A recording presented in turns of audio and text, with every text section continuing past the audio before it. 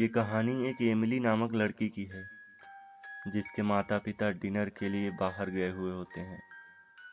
Emily घर पे अकेली होती है और उसे कुछ भयानक दिखता है। तो चलिए देखते हैं इस कहानी को। एक बार की बात है, एक छोटे से शहर में एमिली नाम की एक छोटी लड़की रहती थी। एमिली हमेशा चुड़ैलों और राक्षसों की कहानियों से रोमांचित रहती थी जो उसके दादा उसे सुनाया करते थे।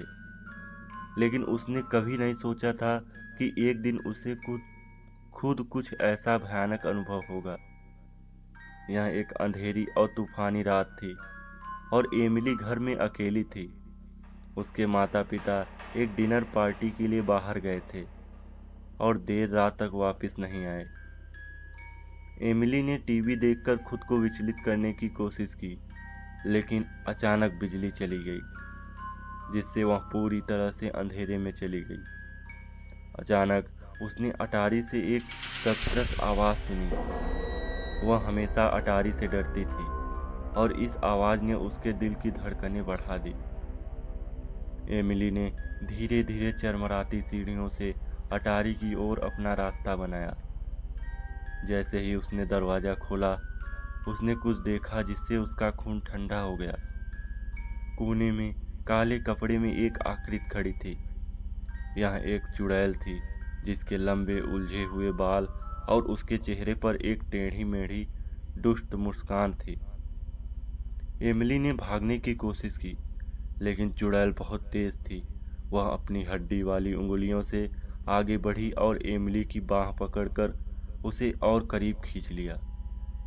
एमिली डर के मारे जम गई क्योंकि चुड़ैल ने प्राचीन भाषा में जप करना शुरू कर दिया। अचानक अटारी का दरवाज़ा खुल गया और एमिली के माता पिता दौड़कर अंदर आए। उन्हें लगा कि कुछ गड़बड़ है और वे जल्दी घर आ गए थे। चुड़ैल ने उनका सामना किया।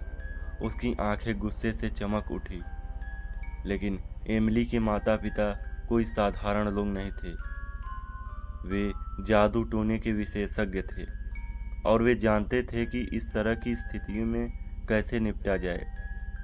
उन्होंने अपनी छड़ी निकाली और चुड़ैल पर जादू करना शुरू कर दिया, जो उनकी आंखों के सामने सिकुड़ने और मुरझाने लगी।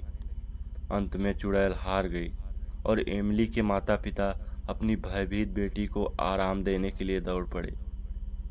उन्होंने समझाया कि चुड़ैल और राक्षस असली थे, लेकिन उनमें उन्हें हराने की शक्ति थी। उस दिन से एमिली ने बहादुर बनना सीखा और अपने डर को कभी भी अपने ऊपर हावी नहीं होने दिया।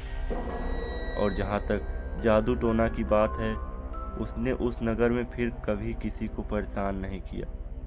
लेकिन कुछ का कहना है कि अंधेरी और तूफानी रातों में आप अभी भी अटारी के माध्यम से उसकी दुष्ट खड़खड़ाहट सुन सकते हैं।